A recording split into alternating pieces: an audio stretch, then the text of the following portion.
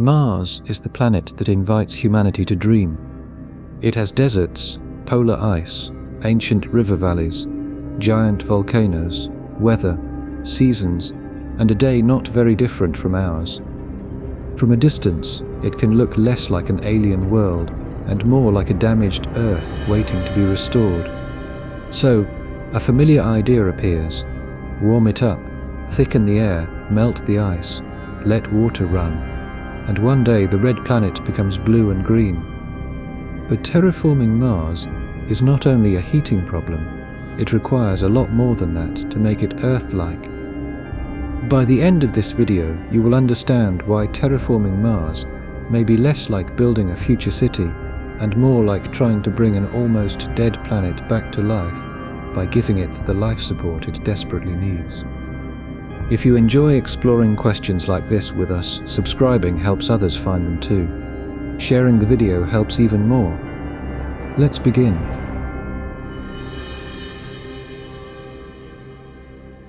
A sunrise on Mars can look almost gentle. The horizon brightens, the dust catches the light, and for a moment the surface has the quiet color of a desert on Earth. That is why the terraforming dream finds us so easily. Mars does not look like a place made only of poison and vacuum. It has mountains, frost, dunes, clouds, weather, polar caps, and valleys that look as if water once knew where it wanted to go. The first mistake is to let that familiarity choose the question. We ask whether Mars can be warmed, as if temperature were the main locked door. Warm the planet, and the rest of the dream seems to follow. Thicker air, melting ice, streams, lakes, maybe vegetation under a softer sky. But a warmer rock with almost no useful atmosphere is still not a living world. A red desert under a slightly less bitter sky is still not Earth. Terraforming is not the act of making Mars nicer. It is the attempt to change the function of an entire planet. The sky has to hold enough gas to matter. The surface has to have enough pressure for water to behave in the familiar way. The atmosphere has to help with heat, chemistry, weather, and shielding. The changed world has to persist for longer than the first engineering celebration. That is why the better opening question is not, can we warm Mars? The better question is, where would the working planet come from? Where would the air come from? Where would the pressure come from? Where would the protection come from? Where would the stable water cycle come from? And if any of those conditions were supplied artificially, could Mars keep them without becoming a machine that must be defended forever? This distinction matters because local engineering can be extraordinary without proving whole planet terraforming. A base can be buried, a greenhouse can be sealed, a habitat can recycle air, meter water, filter dust, and protect its people beneath layers of material. That is hard, but it is a bounded problem. Whole planet terraforming removes the walls and asks Mars itself to become the life support system. Once the walls are removed, every scale changes. A pressure vessel needs seals and pumps. A planet needs atmospheric mass. A greenhouse needs panels and pipes. A planet needs climate. A buried shelter needs shielding overhead. A planet needs a sky and magnetic or atmospheric protection doing work everywhere at once. The dream becomes less like building one structure and more like changing the bookkeeping of a world. That is why Mars can be promising and resistant at the same time. It may be a place where human machines work for years. It may offer ice to mine, caves or lava tubes to explore, minerals to use, and scientific records we have barely begun to read. None of that automatically means the open surface can become a second Earth. A world can be reachable without being terraformable in the way the word usually suggests. The planet keeps pushing the imagination back toward inventory. What does Mars still possess? What has it lost to space? What is locked in rock? What is accessible rather than merely present? What would have to be imported from elsewhere? What would have to be manufactured continuously? If the answer to one of those questions is vague, the picture of a green Mars may still be beautiful, but it is not yet a plan. The word impossible has to be handled carefully here. The point is not that no future civilization could ever alter Mars in any way.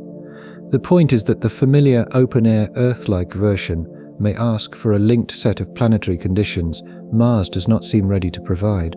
The problem is not imagination. The problem is whether the account's close. This gives the episode its discipline. We do not need to mock the dream. We need to measure what the dream is spending. It spends atmosphere, pressure, water stability, radiation protection, chemistry, energy, time, imported material, and maintenance. It spends them not inside a dome, not in one valley, but across a planet. So the first chapter changes the question. Mars is not a blank Earth waiting for color. It is a small, cold, exposed world with traces of a wetter past and severe conditions in the present. If the dream begins by asking how to warm the planet, it starts halfway through the problem. Before warming can matter, Mars needs something to warm. The thin line of air above the horizon is therefore not scenery. It is the first clue. A planet with almost no useful atmosphere cannot be made Earth-like by mood or wish or engineering language alone. The dream has to begin with the sky, and with the uncomfortable possibility that the sky Mars needs may not be waiting there in a usable form. By the end of this first account, the green image should feel heavier, not ruined but heavier. It now has to carry mass, pressure, shielding, chemistry and time. That is the fair test. If Mars can pass it, the dream becomes more serious. If it cannot, the dream has to shrink into something more local, more artificial, and perhaps more realistic. The next account is the most obvious one. If the terraformed Mars needs a thicker atmosphere, then the question becomes painfully practical. What gas can Mars actually supply? And how much of it can be reached without pretending that anything with a carbon atom is already part of a future sky? Stay with the view for a moment. A camera looking down from orbit sees a world with shape and history. Olympus Mons rises like a monument to a volcanic past. Valles Marineris cuts across the surface like a wound too large for any familiar map. Dust lifts into the air. Frost gathers and retreats. Nothing about that view feels empty. The danger is that visible richness can be mistaken for habitability. A useful planetary test is to ask what the viewer would need before taking off a helmet. Not what the landscape suggests, but what the body would require. The body asks for pressure before scenery. It asks for protection before wonder. It asks for chemistry that does not burn or poison, temperatures that do not defeat exposed tissue, and an atmosphere thick enough to make ordinary movement possible. That simple bodily test immediately turns a beautiful image into a systems question. The same test works for water. A valley that looks carved by ancient flow does not tell us the present planet can hold a river. It tells us the present planet preserves evidence of a different chapter. The temptation is to treat the valley like a promise. The more disciplined reading treats it like a record. Mars was not always what it is now, but the route from then to now involved losses that may not be reversible by desire. The strongest version of the episode therefore begins with humility towards scale. Human technology is powerful when it can define a boundary. A spacecraft is a boundary. A habitat is a boundary. A greenhouse is a boundary. Terraforming weakens or removes those boundaries and asks the world outside to become the system. That is why the same engineering confidence that works in one sealed volume cannot simply be enlarged until it becomes a planet. This is also the first place to separate optimism from category error. Optimism says future engineers may build astonishing things on Mars. Category error says those astonishing things prove Mars itself can become Earth-like. The episode can allow the first and challenge the second. That distinction keeps the tone fair, not anti-exploration, not anti-engineering, but strict about what each success actually proves. By holding that line, the viewer is prepared for the rest of the story. Every later chapter is one version of the same discipline. Does this condition exist? Is it accessible? Can it be scaled? Does it persist? Does it create a self-supporting planet, or only a managed pocket? The green dream has to answer all of them, not merely the one that looks easiest in a graphic. One more thing changes when the question is sharpened. We stop asking whether Mars is inspiring enough to deserve effort. Inspiration is not in doubt. The sharper question is whether that inspiration points at the right kind of project. A mission, a base, a telescope, an ice mine, or an underground settlement can all be inspired by Mars without needing the whole surface to become mild. That matters because the wrong question can make honest futures look like failures. If the only successful Mars is a blue-green open planet, then every protected habitat seems like a compromise. But if the real problem is planetary function, protected habitats may be the version that takes Mars seriously. They do not pretend the planet has already agreed to become Earth. So the chapter ends by changing the standard of proof. A terraforming claim has to explain the whole chain before it earns the image. It has to show where the atmosphere comes from, how pressure rises, how water persists, how radiation falls, how chemistry becomes friendly, and how the result lasts. Anything less may still be a real Mars future. It is just not the future the word terraforming usually sells. The chapter closes with a stricter kind of hope. Mars can invite exploration without promising transformation. Its landscapes can be magnificent without being almost habitable. Its resemblance to Earth can be emotionally powerful while still physically misleading. Once that distinction is clear, the dream has to earn every step. It can no longer lean on the color of the planet, the length of its day, or the shape of old river valleys. It has to show how a thin, cold, exposed world becomes a functioning life support system under the open sky. There is one more reason the wrong question is so powerful. Warming is easy to imagine because we understand heat from daily life. We know what it means for a cold room to become warmer. But a planet is not a room. A warmer room keeps its walls, ceiling, air, and pressure while the temperature changes. Mars does not already provide those Earth-like boundaries. Asking only about heat quietly assumes the rest of the room is already there.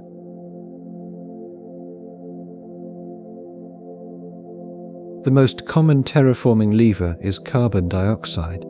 It is already part of Mars. It can trap heat. It can add pressure. It sits in the public imagination like a stored climate, waiting in polar caps, soil, buried ice, or minerals, until future engineers learn how to release it. In the simple version, Mars has the ingredients. We only need to unlock them. The hard word is accessible. A gas that exists somewhere is not the same as a gas that can be released at useful scale. Carbon dioxide locked in minerals, spread thinly through surface material, or buried in difficult deposits, cannot be counted as atmosphere just because it appears in an inventory. Planetary engineering has to pay the extraction cost, the energy cost, the transport cost, and the time cost. That is why the 2018 work by Bruce Jakosky and Christopher Edwards matters so much for this subject. Their question was not whether Mars contains any carbon dioxide. It was whether known reservoirs could plausibly generate the pressure and warming needed for terraforming. The answer was deeply uncomfortable for the familiar dream. Known accessible reservoirs appear far too limited for an Earth-like transformation.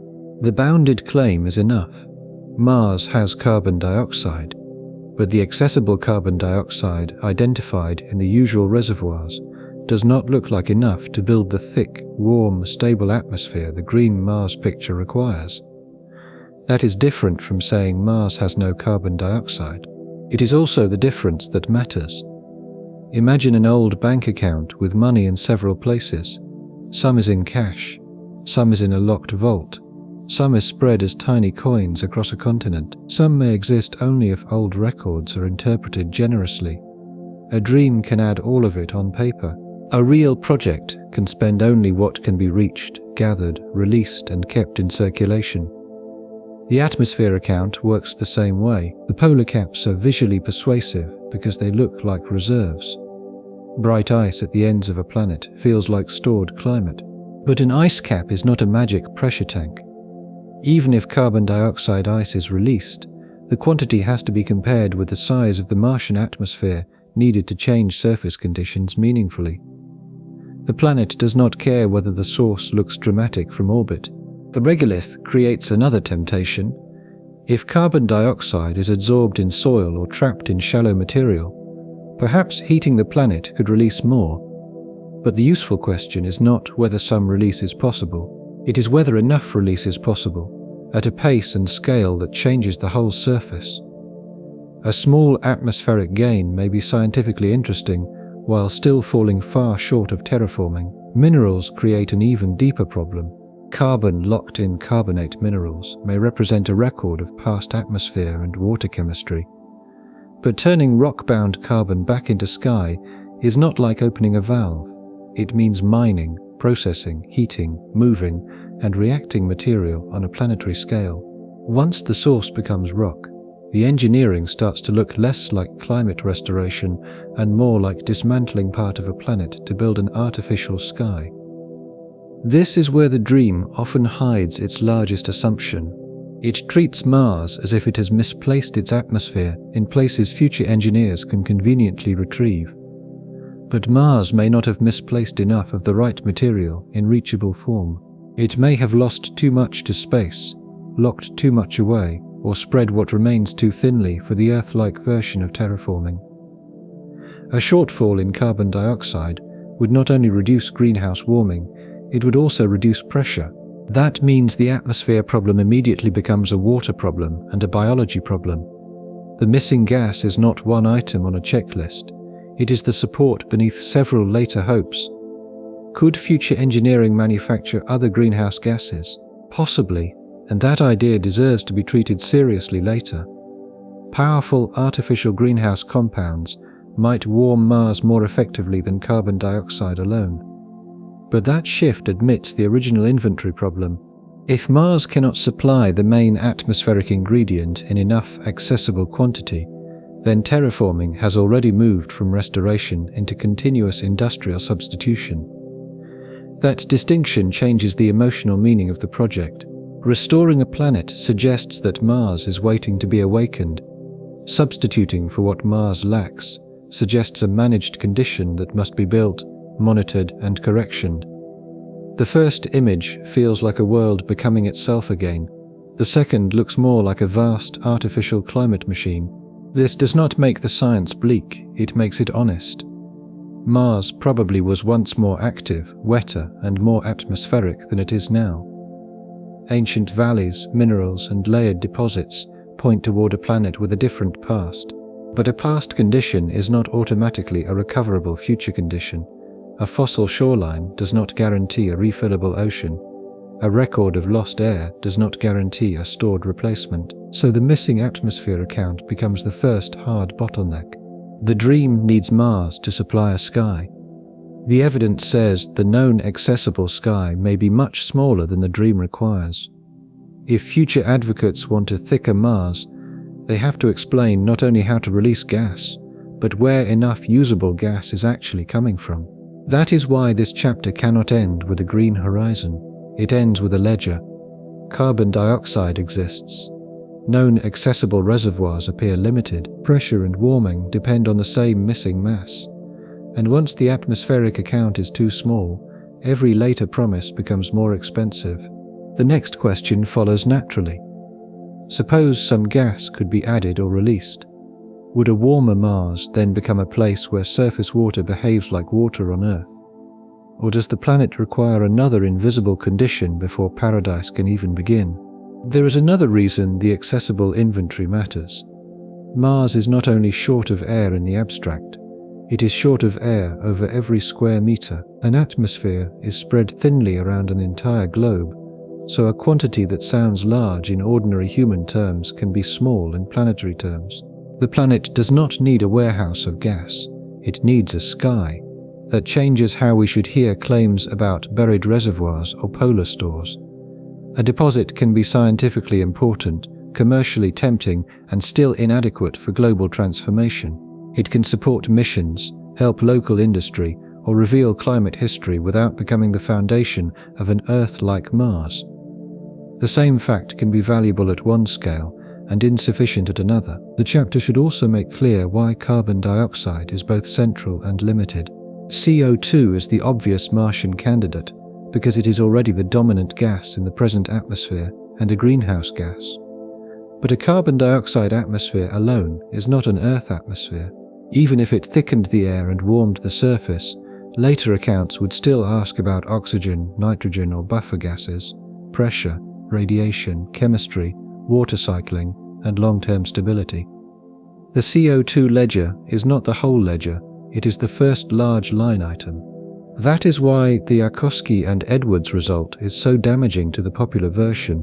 It challenges the starting fund. If the main available greenhouse and pressure ingredient is not enough, then everything after it becomes conditional. The dream can respond by invoking other gases, imports, or mega-engineering, but those are no longer ordinary restoration arguments. They are substitutions for a missing planetary account. This should not sound like a courtroom victory against imagination. The better posture is investigative. We open the account, count only what can reasonably be spent, and discover that the number may not support the promise. That is more powerful than mockery because it respects both the dream and the evidence. The viewer should leave this chapter with one sentence lodged in memory. Mars may not have a spare atmosphere waiting to be released. It has traces, reservoirs, and possibilities. But the known accessible supply appears too small for the strong Earth-like claim. Once that is understood, every later chapter feels less like a list of objections and more like a consequence of the first missing mass. A second consequence follows from this inventory problem. If the accessible carbon dioxide is limited, then early optimistic steps may consume the easiest reservoirs first. The project might create a modest improvement, and then discover that the remaining material is harder, deeper, more dispersed, or more energy-intensive. Planetary accounting is not only about totals, it is about the order in which the useful parts can be spent. That order matters too. Mars is not a smooth dial turning from cold to warm. It is more honest to picture a series of increasingly difficult withdrawals. The first release may be easy compared with the last. The last may be the one that matters most for the full dream. This is why the chapter leaves the atmosphere account unresolved in a productive way. It does not say no molecule can help. It says the known accessible supply appears too small for the Earth-like promise. That forces every later solution to declare whether it is working with Mars as found, or whether it has begun importing, manufacturing, and maintaining a planet Mars does not naturally provide. The atmosphere account therefore ends with a shortage, not a verdict against all futures. Some gas may be released, some warming may be possible, some local engineering may benefit from what Mars already has. But the open-air dream needs an atmosphere large enough to change pressure, climate, water behavior, and shielding together. Known accessible carbon dioxide does not appear to offer that easy starting fund. The next stage of the dream must either find a new source, accept a smaller claim, or admit that the missing sky has become an industrial project. The atmosphere account is also where the dream first becomes vulnerable to vague words. Enough is not a feeling. Enough means enough pressure to change water behavior, enough greenhouse effect to alter temperature, enough shielding to reduce exposure, and enough persistence to make the change more than temporary. A small atmospheric improvement could be real and still not be enough in that stronger sense.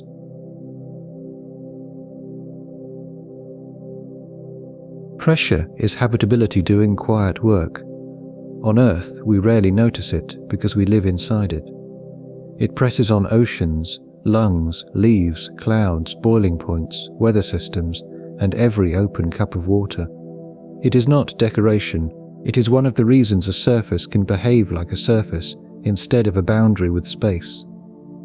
Mars forces that invisible condition into view. Its present atmosphere is less than 1% of Earth's sea level pressure, and it is mostly carbon dioxide. That sentence can sound like a statistic until we translate it. The air is not merely cold or unpleasant. It is too thin to make the surface operate by the rules the green Mars image borrows from Earth. This matters most with water. A viewer sees ancient channels and polar ice and imagines rivers returning.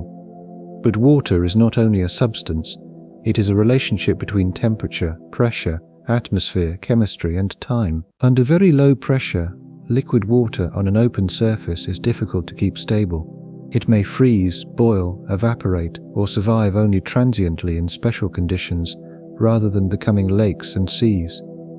That is why warming alone is not enough.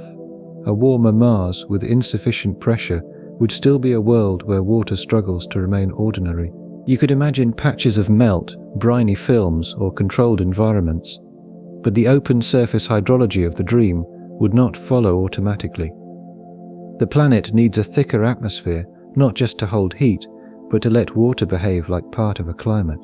Pressure also changes what bodies and ecosystems can do. Human beings do not need only oxygen, they need pressure around them. Plants do not need only sunlight, they need a surrounding environment where gases, water, and tissues can function. Microbial life may be tougher than human life, but even biological toughness does not turn a near vacuum surface into a biosphere. The word paradise is useful here because it exposes the gap. In the dream, Mars becomes an open place. Water under sky, people without pressure suits, vegetation outside walls, weather that belongs to the planet rather than to machines. But every one of those images assumes pressure. Without it, warmth remains incomplete. This is where the missing atmosphere account from the previous chapter becomes more than an inventory problem. If accessible carbon dioxide cannot thicken the atmosphere enough, then pressure remains low. If pressure remains low, water stability remains fragile. If water stability remains fragile, the open biological dream has no foundation. The chapters are not separate objections, they are linked accounts. A laboratory can solve pressure locally, a habitat can hold air, a dome can maintain an internal environment. A greenhouse can be designed around specific crops and materials. Those are difficult engineering tasks, but they do not ask the whole planet to cooperate. Terraforming asks Mars to become the pressure vessel, and that is a different kind of claim. The distinction is easy to miss because science fiction often shows the final state, not the condition that supports it. A blue sky appears, a lake reflects a mountain, a person removes a helmet. The viewer understands the meaning instantly, but each image is downstream of invisible mass. The lake needs pressure, the sky needs gas. The exposed face needs a breathable, protective atmosphere. The beauty is not the cause, it is the evidence that many hidden conditions have already been solved. On Mars, those hidden conditions are exactly what is in doubt. A thin atmosphere can still have weather. It can move dust. It can form clouds. It can shape dunes. That makes Mars feel atmospheric in a familiar way. But having weather is not the same as having the pressure needed for an Earth-like surface. A better habit is to stop picturing water first. Picture a pressure gauge. Picture the atmosphere as a column of mass above every square meter of ground. Picture the work that column does before a single plant grows. If that column remains too light, the surface does not become Earth-like, no matter how much hope is placed into the word warm. This is why exact numbers matter, but the core relationship matters more. Present Mars pressure is tiny compared with Earth's, and ordinary liquid water stability on an open surface requires a supporting pressure-temperature system. The listener does not need a table to feel the point. A missing atmosphere becomes a missing ocean. The pressure problem also limits partial victories. Suppose future machines released some gas and nudged Mars upward. That could matter scientifically. It might change climate behavior, dust activity, surface chemistry, or local engineering margins. But a partial pressure gain is not the same as a breathable or water-friendly world. There is a difference between improving a hostile environment and crossing the threshold into open habitability. That difference protects the episode from a false binary. Mars does not have to be either untouched or Earth. Many intermediate states could exist. Some may be worth studying. Some may help machines and habitats operate. But the title question asks about terraforming in the strong sense. An open surface, a changed sky, a planet whose conditions begin doing the work of habitability. Pressure is one of the gates into that stronger claim, so pressure comes before paradise, before blue oceans, before forests, before walking outside, before any serious talk of a second Earth. Mars needs enough air to make the surface physically different, and that takes us back to the same severe standard, not what looks inspiring, but what must be present everywhere. If Mars cannot build pressure from its own accessible inventory, the dream has to borrow mass from elsewhere or become a maintained local project. If it can only partly build pressure, the dream may become less impossible but still not Earth-like. And if pressure improves without long-term retention, the next account opens immediately. Because a planet does not only need to receive atmosphere, it needs to keep it. The next chapter moves upward, into the region where Mars meets the Sun, and where the question becomes less about building a sky than about preventing the sky from becoming temporary. Pressure is also why the phrase liquid water can be misleading when it is heard too casually. In planetary science, liquid water may appear in specific contexts, times, mixtures, or models. In the public imagination, liquid water often means a pond, a lake, a wet shoreline, or rain. Those are not the same claim. Terraforming depends on the public image version, not merely the technical possibility of transient liquids. Low pressure means the surface is not just uncomfortable, it is physically unlike the environment assumed by the dream. The air does not carry heat the same way. It does not cushion exposed water the same way. It does not let bodies work the same way. It does not make weather into the kind of climate people imagine when they picture a blue Mars. This is the right chapter to make the viewer feel the linked nature of habitability. If pressure rises only a little, perhaps some processes change. Dust behavior, frost cycles, and local water stability might respond. But the threshold for an open, friendly surface is much harder. The difference between detectable improvement and Earth-like habitability is enormous. That difference protects the story from exaggerated certainty. A future Mars could be modified in partial ways. It might be warmed regionally, thickened slightly, or given local environments where water lasts longer. But the title question concerns the whole planet version. Pressure forces the script to keep that distinction in view because partial pressure gains do not automatically deliver lakes, weather, biology, or exposed human life. The chapter can use a simple mental image: a kettle, a mountain, and a spacesuit. On Earth, pressure changes boiling behavior at high altitude, and our bodies notice altitude long before we leave the planet. Mars is far beyond a mountain altitude inconvenience. It is a pressure environment where familiar surface assumptions break. That keeps the explanation plain without turning it into a formula. By ending on pressure, the chapter turns the atmosphere inventory into a felt problem. The missing gas is not an accounting abstraction.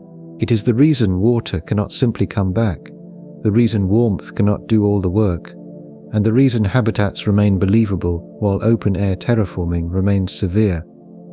There is also a narrative reason to slow down on pressure. Most viewers know Mars is cold. Fewer have felt why thin air changes the meaning of warmth. A desert on Earth can be harsh and still be protected by a thick atmosphere. Mars can have a sunlit surface and still be physically close to space. That contrast gives the chapter its quiet power. Pressure also prevents the script from treating water like a decorative reward. The imagined pond on Mars is not just missing heat, it is missing the entire atmospheric support that lets a pond be ordinary. Without that support, water becomes an event, a deposit, a brine, a film, a resource, or a laboratory condition, rather than an open landscape. So this chapter gives the listener a new instinct. Whenever someone says warm Mars, they should hear with what pressure. Whenever someone says melt the ice, they should hear under what atmosphere. That instinct is the payoff. It turns a vague dream into a physical question the viewer can carry through the rest of the episode. Pressure leaves us with a simple rule for the rest of the episode. If a proposed future does not say how the surface becomes pressurized enough to change ordinary physical behavior, it has not yet described terraforming. It may describe warming, it may describe local habitats, it may describe a scientific experiment. But the open world in the green Mars image needs pressure as one of its quiet foundations. Without it, every lake, forest, and exposed human figure in the picture is borrowing a condition that has not been supplied. Pressure also gives the viewer a way to judge partial proposals. If a project improves temperature but leaves pressure too low, it has not crossed the main threshold. If it raises pressure inside a structure, It has created a habitat, not a planet. If it raises pressure globally but not enough for stable water and exposed biology, it has created an intermediate Mars. Intermediate Mars may be scientifically fascinating, but it should not be mistaken for paradise.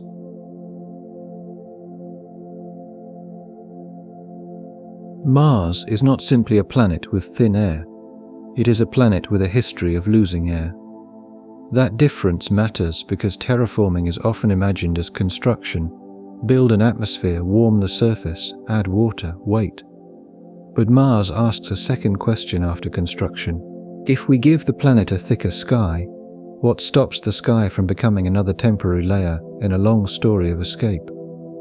NASA's MAVEN mission is the clean anchor for this chapter because it made atmospheric loss feel active rather than ancient. MAVEN studies the upper atmosphere, solar-wind interaction, and the processes by which particles can escape to space. The important point is not that Mars is losing atmosphere at some catastrophic instant rate that would erase a new sky overnight. The stronger point is that Mars remains exposed to processes that matter over a long time. Earth is protected by a thick atmosphere and a magnetic environment that helps shape how the solar wind interacts with our planet. Mars does not have an Earth-like global magnetic field. It has crustal magnetic patches and a very different interaction with the Sun.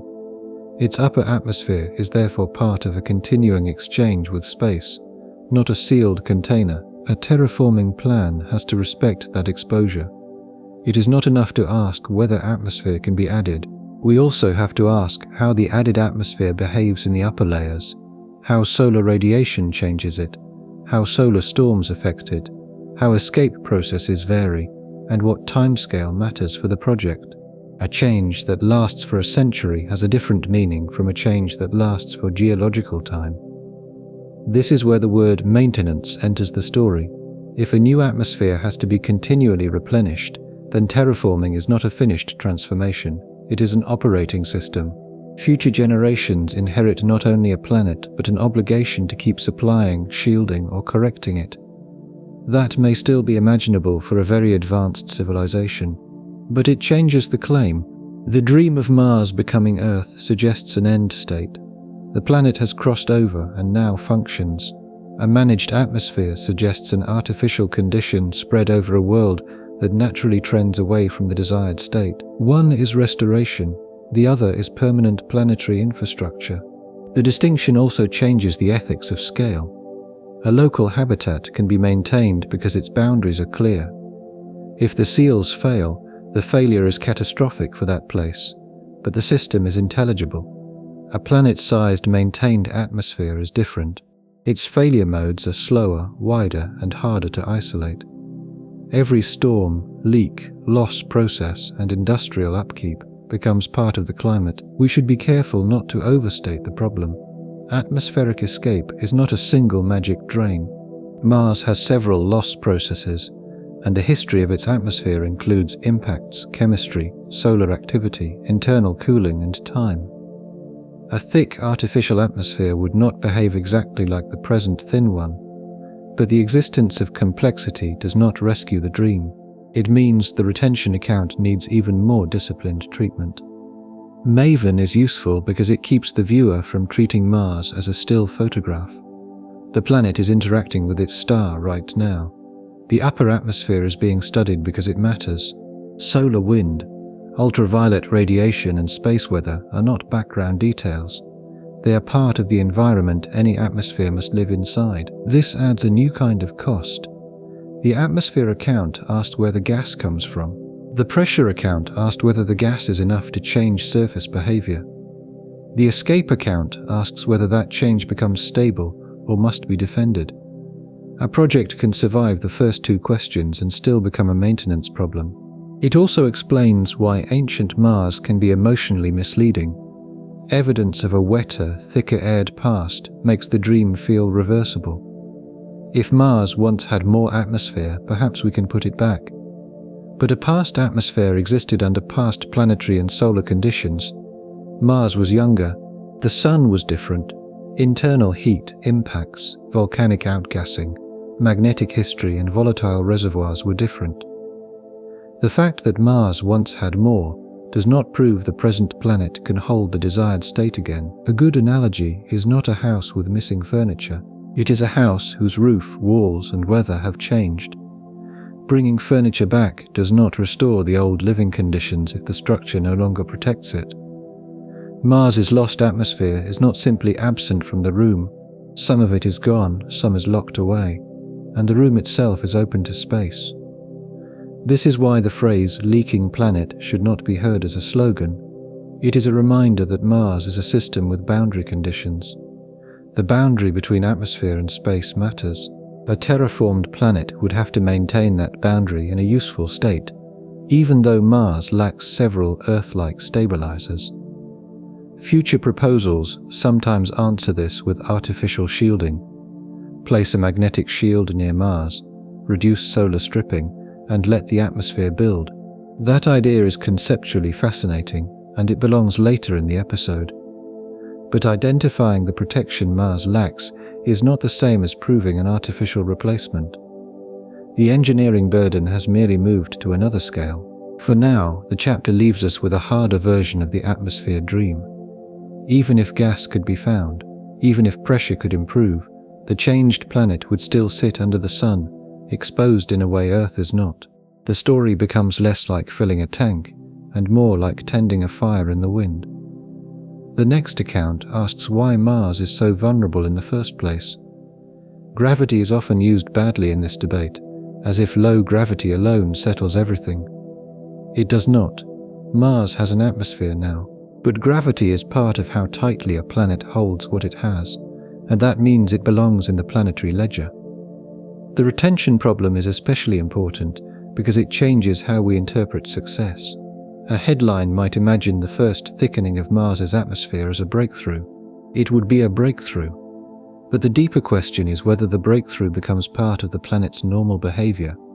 If it does not, the celebration becomes the opening day of a maintenance project. Maven gives the story a moving boundary. Instead of seeing the atmosphere as a shell painted around Mars, we see it as a region interacting with sunlight, charged particles, chemistry, and time. The upper atmosphere is not a roof, it is a frontier. Particles at that frontier can gain energy and leave, especially under conditions very different from Earth's protective environment. The escape rate measured today does not simply scale to every possible future atmosphere. A thicker atmosphere could behave differently. Different compositions would behave differently. Artificial shielding could change interactions. But these uncertainties strengthen the maintenance question rather than remove it. A serious plan would need to model and manage them, not wave them away. This also helps the viewer understand why ancient loss matters. Mars's present thinness is not just a bad initial condition, it is evidence that planetary conditions changed and that atmosphere can be removed over time. That history does not prove any future addition fails, but it warns us that atmosphere on Mars is not naturally protected in the way the dream casually assumes. The chapter should carry a specific emotional texture, not panic but exposure. Mars sits under the sun without Earth's full protective arrangement. The sky we imagine adding would not be sitting inside a vault. It would live at the edge of space, where solar weather and upper atmosphere processes become part of its fate. By the end, the listener should hear terraforming less as a build project and more as a custody problem. If you create a Martian sky, you may have to care for it. That care could last longer than any civilization is used to planning. And that is exactly why the word possible becomes so complicated. The leaking planet idea also changes the meaning of time. A civilization might accept a 1,000-year project if each century moves the planet toward a more stable state. It is a different matter if each century mostly keeps the system from slipping backward. In one case, time is an ally. In the other, time is a bill. That is why atmospheric escape is a maintenance pressure rather than a simple death sentence. The nuance matters. A new atmosphere would not necessarily vanish quickly, and different compositions or shields could change the loss rates.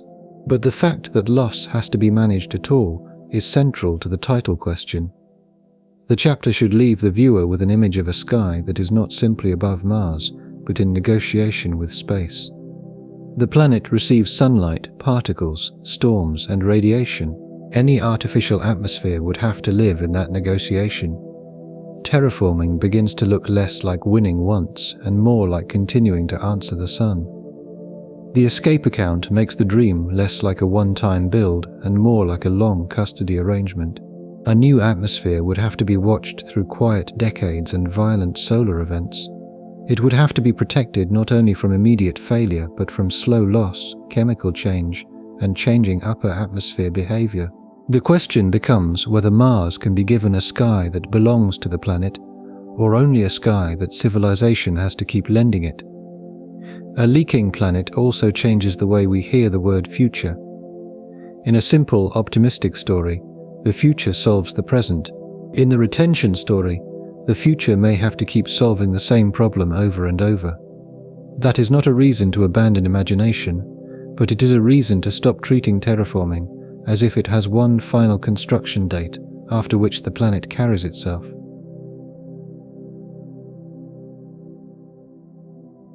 Gravity is one of the easiest parts of Mars to oversimplify. A careless argument says Mars is too small to hold an atmosphere, so terraforming is impossible. That is wrong in the blunt form. Mars does hold an atmosphere. It has pressure, weather, clouds, dust storms, and gas moving around the planet. The real issue is more precise. Mars's lower gravity is part of the long-term atmospheric stability problem. Mars has about 38% of Earth's surface gravity. That number is familiar, but its meaning is often treated too narrowly. Lower gravity changes the scale of the atmosphere, the way gas is distributed with height, and the ease with which particles in the upper atmosphere can escape when other energy sources are present. It is not destiny by itself. It is one term in a larger equation. That larger equation includes solar radiation, solar-wind interaction, the absence of a strong Earth-like global magnetic field, the composition of the atmosphere, temperature in the upper layers, chemical processes, and time. Mars is not vulnerable because of one missing feature. It is vulnerable because several stabilizing features are weaker or absent at once. This cumulative picture matters for the script because it avoids a false debunk. If we say only that gravity is too low, we make the science smaller than it is. If we ignore gravity, we make the dream easier than it is. The honest position is between those errors. Mars can hold some atmosphere, but holding a thick, warm, Earth-like atmosphere for long periods is a harder demand on a smaller planet. Imagine two worlds trying to keep blankets around themselves while standing in a wind. One is larger, heavier, internally active, and wrapped in strong protective systems. The other is smaller, colder, and more exposed. The second world may still keep a blanket, but not the same blanket in the same way. If we ask it to wear Earth's atmosphere, we are asking for more than a simple addition of gas. Gravity also affects the emotional promise of terraforming. Earth-like imagery assumes Earth-like persistence. A blue sky does not feel temporary. Oceans do not feel like engineering consumables. Forests do not feel like machines. But if the planet's gravity and exposure make retention a continuing problem, then even a successful thickening of the atmosphere may not become the kind of natural condition the image implies. This is where timescale becomes part of the argument. A human project may celebrate success on a century timescale. A planet records success across much longer spans. If an atmosphere can be maintained only through ongoing replenishment or shielding, the word terraforming begins to blur. Are we transforming Mars? Or are we operating a civilization-scale climate apparatus on Mars? That question is not meant to dismiss future capability. A civilization able to work on planetary scales might accept maintenance as normal. It might build factories, orbital systems, artificial shields, and volatile supply chains that operate for thousands of years. But that version is no longer the simple dream of awakening a dormant Earth. It is a permanent industrial relationship with a resistant planet. Lower gravity also intersects with pressure. To create a pressure field at the surface, atmosphere has to have enough mass and distribution. The gas does not merely sit there as a number. It has structure, height, temperature, circulation, and escape pathways. The smaller world's gravity affects all of those relationships. The viewer does not need a full physics lecture to understand this. They need the plain consequence. A thick atmosphere on Mars would not be just Earth's atmosphere copied onto a red surface. It would be an atmosphere living under Martian gravity, Martian sunlight, Martian chemistry, and Martian exposure. The planet receiving the atmosphere changes the behavior of the atmosphere. This is also why comparisons to early Mars have to be used carefully. If Mars once had a thicker atmosphere, then Mars can, in some sense, hold more than it holds now. But ancient Mars was not modern Mars. Its sources, sinks, internal activity, surface reservoirs, and solar environment were not identical. The past tells us the planet had a different chapter. It does not automatically give us the tools to rewrite the current one. Gravity turns the terraforming dream from a stockpile question into a stability question. Even if gas exists, even if pressure can rise, even if warming begins, the whole changed state has to sit inside Martian physics. That means every optimistic atmosphere proposal should answer two questions, not one. How do you build it, and how does Mars keep it? The chapter also sharpens the final contrast with local environments. A habitat does not need to change Mars's gravity. It accepts it. It designs around it. It does not ask the planet to hold an open sky like Earth's. It asks engineered walls, pumps, and materials to manage a small volume. That humility may be why local futures are easier to imagine honestly than whole planet futures. So gravity is not the villain of the story. It is a quiet accountant. It sits beside atmospheric escape, low pressure, limited inventory, and radiation, making each one a little more difficult. It does not prove that no atmosphere can exist. It helps explain why the thick, durable, Earth-like version remains such a severe claim. By now, the Mars dream has changed shape. It began as a picture of warmth. It became a question of gas, then pressure, then escape, now retention under lower gravity. The next account asks what happens even if air and pressure improve. Would the surface become biologically safe, or would an invisible hazard remain under the calm red sky? Gravity also prevents the argument from resting on one dramatic cause. Mars is smaller than Earth, but smallness is not a single verdict. It affects the planet through many quiet channels: interior cooling, volcanic history, atmospheric escape, surface pressure, and the way gases behave at altitude. Gravity is cumulative here, not cartoonish. One way to make that plain is to compare holding and using. Mars can hold some air. The question is whether it can hold the kind of air terraforming wants to use. A thin carbon dioxide atmosphere is one level of success. A thick, warm, protective, persistent atmosphere is another. The fact of the first does not guarantee the second. The viewer should also understand that gravity is not acting alone. A heavier planet with the same solar exposure might keep more of what is added. A smaller planet with strong outgassing or different protection might tell another story. Mars is the combination we actually have: lower gravity, thin air, no strong Earth-like global magnetic field, cold conditions, and a long history of atmospheric change. This lets the chapter stay scientifically modest. We are not saying gravity makes terraforming impossible by itself. We are saying gravity belongs in the same ledger as escape and inventory. If future engineers add gas, Martian gravity is one of the features that determines how that gas sits, circulates, expands, and survives over time. There is a visual way to say this without equations. Picture a tall, fragile atmosphere around a smaller world, with its outer layers more exposed to the energy arriving from space.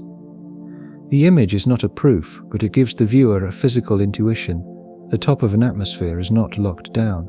It is held by the planet beneath it and shaped by the space around it. By keeping gravity in this careful role, the script avoids two bad versions: the lazy claim that Mars is simply too small, and the optimistic dodge that gravity can be ignored because Mars has some air. The truth is more useful. Mars's gravity does not close the case, but it makes every atmosphere promise answer a harder retention question. Gravity also affects how generous we should be with analogies to Earth. It is tempting to say that if Earth can have an atmosphere, Mars just needs a smaller copy. But a smaller planet is not a scaled-down Earth in a neutral sense. It has different escape speeds, different internal history, different thermal evolution, and different ways of interacting with the gases above it. The script does not need to teach all of that as a lecture. It can make the viewer feel the main point. An atmosphere belongs to a planet. It is not a detachable shell that behaves the same wherever it is placed. Put a thick atmosphere around Mars, and it becomes a Martian atmosphere subject to Martian constraints. This gives the episode a stronger spine because it avoids blaming one feature. Mars is not unterraformable, if it is, because of one dramatic flaw. It is difficult because the flaws reinforce one another. Lower gravity makes retention harder. Exposure makes retention harder. Limited inventory makes replacement harder. The chain matters more than any single link. Gravity closes this account by making the planet feel specific again. Mars is not Earth with fewer trees. It is a smaller world with its own hold on gas, its own history of cooling, and its own exposure to space. Any atmosphere placed there would be shaped by those facts. That does not make every future impossible. It does mean that every thick atmosphere future must explain why Martian gravity and Martian exposure will allow the result to persist. The gravity account has another quiet consequence. It makes Mars less forgiving of shortages elsewhere. If the atmosphere inventory were enormous, if shielding was strong, if outgassing were active, if retention were easy, lower gravity might not dominate the story. But when several accounts are already thin, gravity becomes part of the compound interest on the problem. It makes every missing condition a little harder to ignore.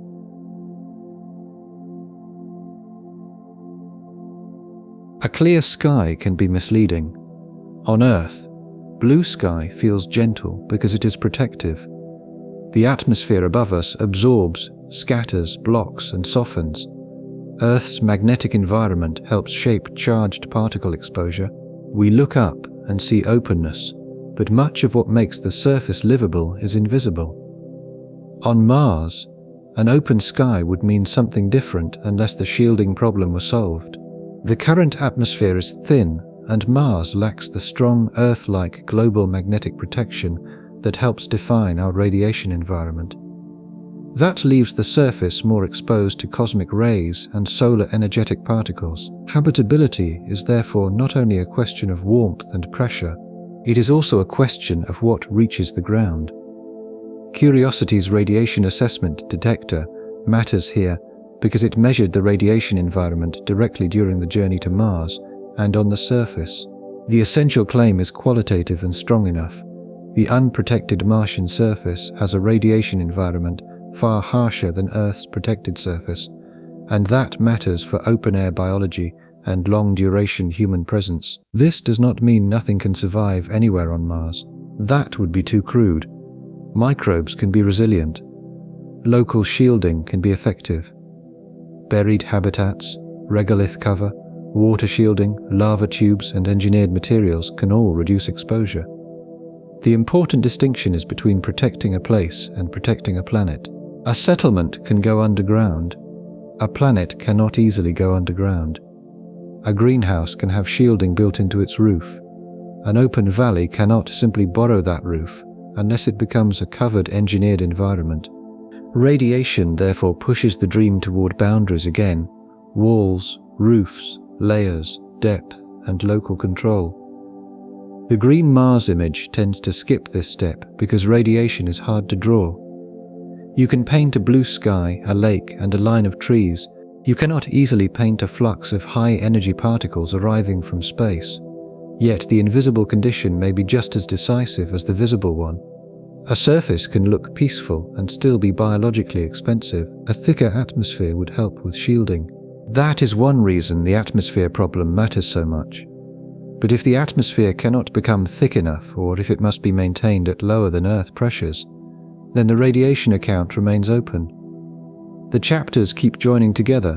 Missing atmosphere means weak pressure. Weak pressure means unstable water. Thin shielding means radiation remains a constraint. This is also why artificial magnetic shield concepts are intriguing. They reveal what problem engineers would be trying to solve. If Mars had more protection from solar interaction, perhaps atmosphere retention and surface radiation conditions could improve.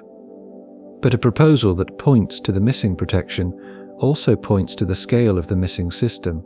It is not a small accessory, it is a planetary function.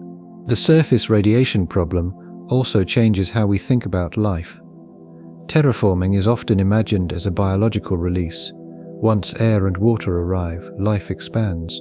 But biology is not simply waiting behind a curtain. It must survive ultraviolet exposure, particle radiation, cold, dryness, chemical stress, and the absence of the robust protective systems that Earth supplies. The planet has to become not merely warmer, but safer. Local life support systems can be designed with that danger in mind.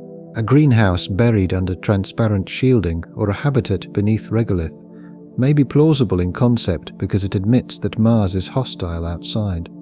It does not require the whole sky to become protective. It creates a smaller world inside Mars rather than asking Mars to become Earth. That smaller world idea may feel less romantic, but it is more physically honest. A buried base has a boundary. A covered crater has a boundary. A lava tube has a boundary. Those boundaries are not failures. They are the engineering response to conditions the planet itself does not remove. For whole planet terraforming, the question becomes severe. What atmosphere is thick enough to reduce radiation to acceptable open surface levels? What protection is supplied during solar storms? How are organisms shielded before any robust biosphere exists? How long does the protective condition last? The answer cannot be just that the planet is warmer. Radiation also complicates the timescale of biological transformation. Even if humans could tolerate certain exposures with shielding and procedures, open ecosystems require more than temporary survival. Seeds, microbes, exposed water, organic compounds, and fragile early ecologies would all face an environment shaped by radiation and oxidizing chemistry. The surface does not become a garden because temperature crosses a line. This chapter therefore deepens the definition of habitability. A habitable world is not merely a world where water can sometimes be liquid. It is a world where the surface environment allows chemistry and biology to persist without constant artificial defense. Mars does not currently offer that, and the path to offering it globally is not obvious. The emotional turn is subtle. Mars may still be a place people reach. It may be a place of laboratories, mines, telescopes, underground settlements, and protected greenhouses. But if every living space must be shielded, then the open-air second Earth dream has already given way to a network of constructed refuges, so the radiation account does not close the whole question by itself. It adds another required condition to the chain. Mars needs more than air. It needs protective air, or protective fields, or protective boundaries. Without them, the surface remains an exposed world under a calm-looking sky. The next account returns to the most emotionally powerful symbol of Mars, water. The planet has ice. It has ancient valleys. It has evidence of a wetter past. But the question is not whether water exists. The question is whether water can become stable, useful, open, and planetary again. Radiation also sharpens the word habitable. Habitable does not mean a place looks calm. It does not mean a machine can operate there. It does not even mean humans can survive there for a short time with enough equipment. In the terraforming sense, habitable means the open environment itself helps rather than constantly attacks the life placed inside it. Curiosity's ray-aid instrument matters because it grounds this discussion in measurement rather than mood. The surface radiation environment is not an aesthetic objection. It has been measured, studied, and treated as a real constraint for human missions and astrobiology. The script does not need to quote a fragile number to make the point. It needs to show why measurement changes the dream. A thicker atmosphere would improve the radiation environment, which again ties the account back to atmospheric mass. But if the atmosphere remains thin or only partly improved, radiation remains one of the reasons the open surface is not simply available. The viewer should feel how often the same missing mass returns under a different name. Pressure, water stability, shielding, climate. The chapter should also distinguish solar events from background exposure. A calm day on Mars can still carry more radiation than a protected surface on Earth, and solar storms can add acute risk. That makes a habitat strategy more coherent. You can design storm shelters, bury modules, and monitor exposure. For a whole open planet, the protection has to be ambient, broad, and reliable. This is why the open-air image is so demanding. It assumes the sky is doing biological work. It assumes the atmosphere and planetary environment are no longer merely present but protective. Without that protection, the green surface would have to be engineered organism by organism, patch by patch, shield by shield. By the end of the chapter, radiation should feel less like a side problem and more like one of the reasons terraforming cannot be judged by temperature maps. A planet that is warm but exposed is not the promised world. It is a different kind of hazard under a softer color. The radiation chapter also protects the episode from becoming atmosphere only. A viewer might reasonably think that if the air problem was solved, most of the rest would follow. Radiation shows why that is too simple. An atmosphere must not merely exist, it must do enough protective work to change the biological meaning of the surface. There is a difference between survivable with procedures and habitable as an environment. Astronauts can cross dangerous places with equipment. That does not make the place a home in the open-air sense. A terraformed Mars would need exposure to stop being an emergency condition for ordinary life. This is where the local future gains credibility. A buried base does not deny radiation. It answers it directly. A water shield or regolith roof is not as romantic as a blue sky, but it is targeted to the actual hazard. Whole planet terraforming has to produce that kind of protection everywhere, or admit that the protected future will remain local. Radiation leaves the viewer with an uncomfortable distinction. A place can be accessible and still not be open. A person can arrive and still need walls. A plant can grow and still need shielding. A habitat can succeed while the surrounding plains remain dangerous. If Mars has a future for life, radiation may be one of the forces that decides whether that future spreads under the sky or remains tucked beneath roofs, soil, ice, and rock.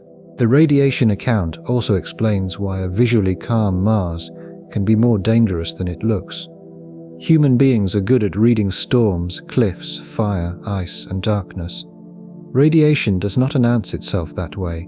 It lets a landscape look still while the exposure problem continues. That invisibility is exactly why the open surface dream needs more than beautiful weather and a thicker looking sky.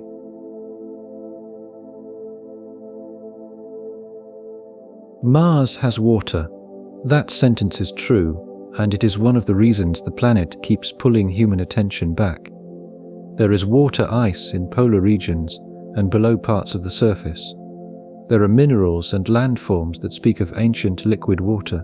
There are channels, deltas, lake beds, and scars that make the dry planet look haunted by a wetter version of itself. But the terraforming question is not whether water molecules exist. It is whether Mars can support stable, accessible, planet-scale surface water in the way the green Mars image requires. Those are different claims. A frozen reservoir is not an ocean. A hydrated mineral is not a lake. A briny transient flow is not a hydrological cycle. Water is where several previous accounts meet. It needs pressure to remain stable on the surface.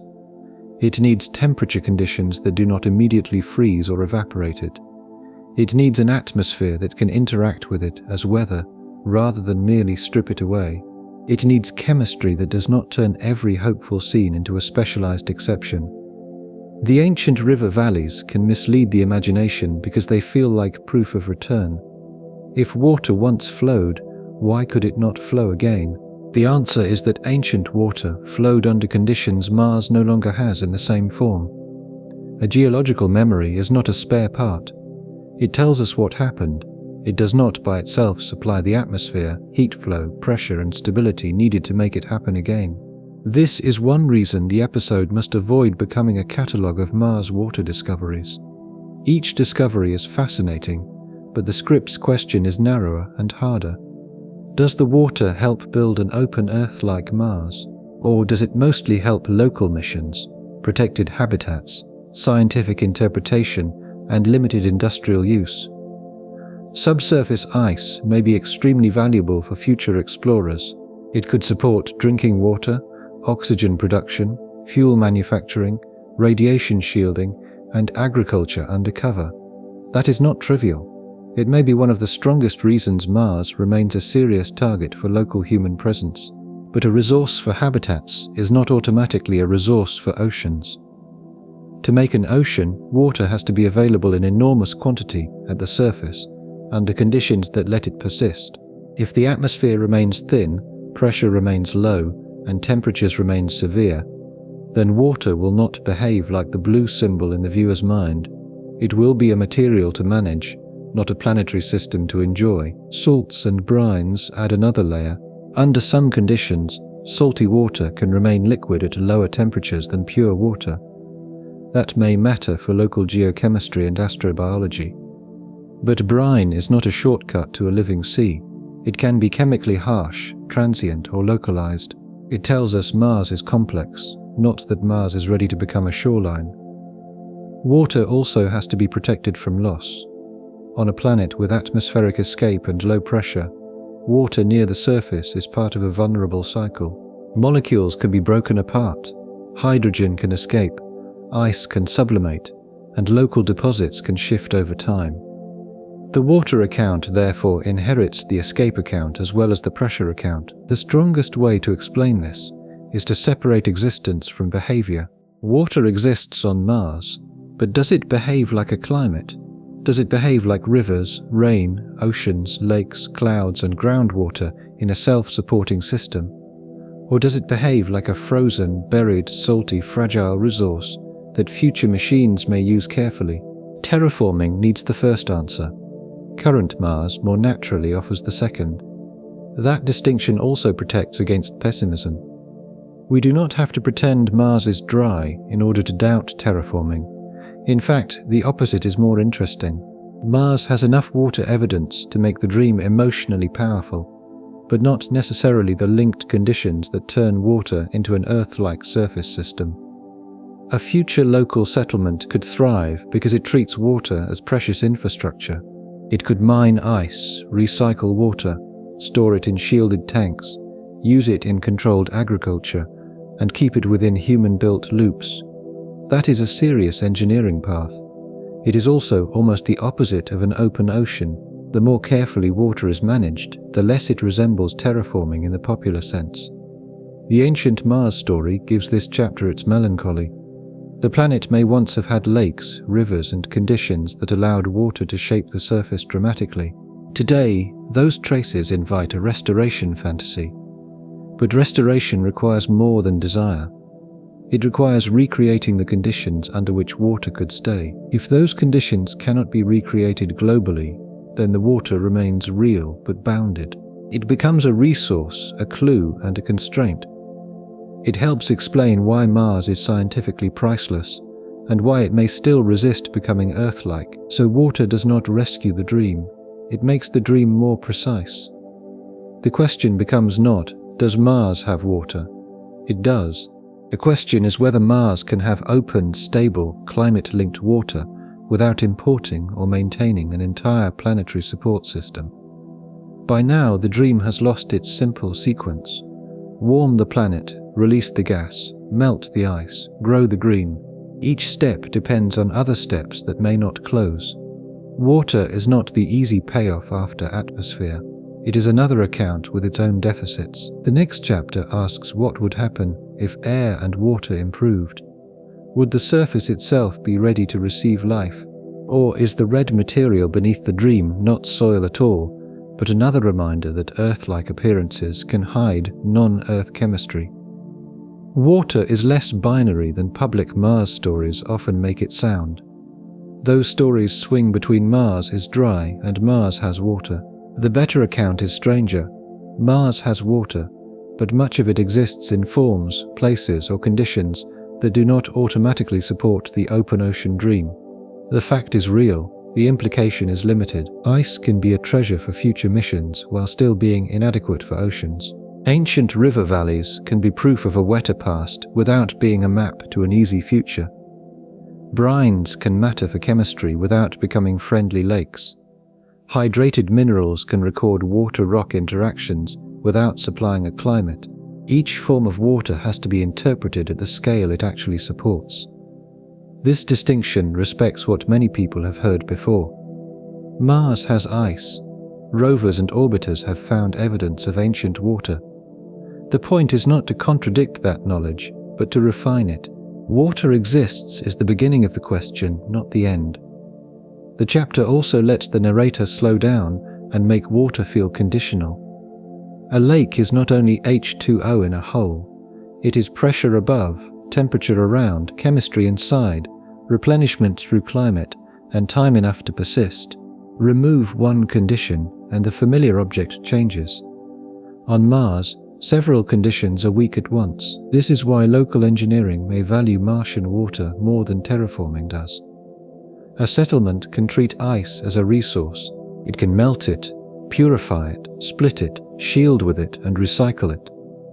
That is a strong local future. But using water as infrastructure is not the same as turning the planet into a water world. By ending with that distinction, the chapter makes the dream more mature. Mars's water is not imaginary. The oceans are the hard part. The viewer can hold both truths at once, which is exactly the tone this episode needs. Water also teaches the viewer to separate scientific excitement from terraforming payoff. A discovery can be thrilling because it reveals Mars's past, guides mission planning, or improves the odds of useful resources.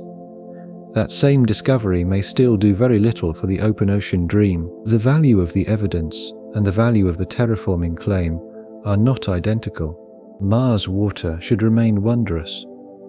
Ancient lakes, possible subsurface ice, and mineral records are not small things. They are part of why Mars is one of the most important worlds we study. But wonder becomes stronger when it is precise. Mars's water story is not simply a promise that blue will return. It is a record of changing planetary conditions. By treating water this way, the episode avoids a tired debunking rhythm. It does not say, "You thought Mars had water," but it does not. It says, "Mars has water," and that is exactly why the harder question matters. What kind of water? Where? Under what conditions? And for what future? Water ends as a promise made more difficult, not erased. The ice matters. The ancient channels matter. The mineral records matter. But they do not by themselves give Mars rain, rivers, lakes, seas, and a stable cycle under an open atmosphere. The planet's water story is one of the reasons Mars is compelling. It is also one of the reasons terraforming is hard, because the question is not whether water exists, but whether the planet can let water live on the surface as a world-shaping system. Water also shows why restoration language can be seductive. Ancient Mars may have had environments where liquid water lasted far more readily than it does today. That makes the planet feel recoverable. But recovery depends on whether the supporting conditions can be rebuilt, not simply whether the surface remembers them. A dry riverbed is evidence of history. It is not a guarantee of future flow.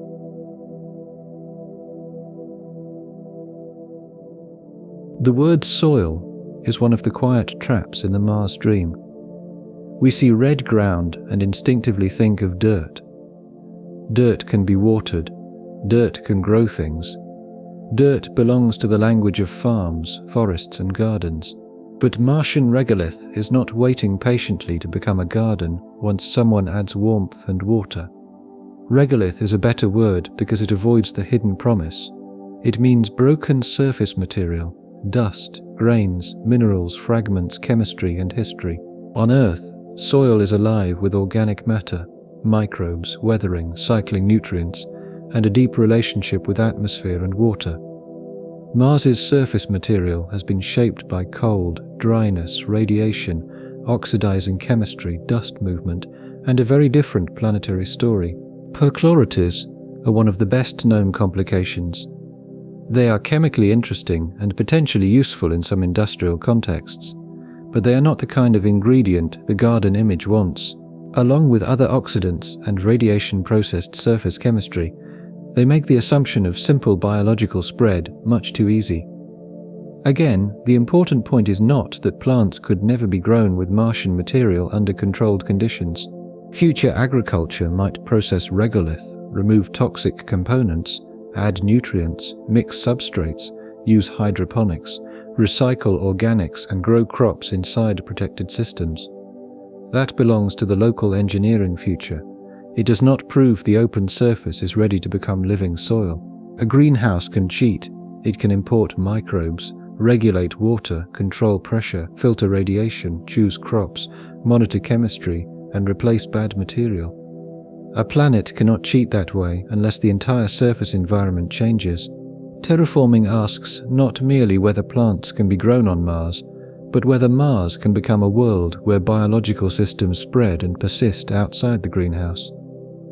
That requires a living relationship between atmosphere, water, minerals, microbes, energy and time. Soil is not simply a medium, it is an ecosystem product.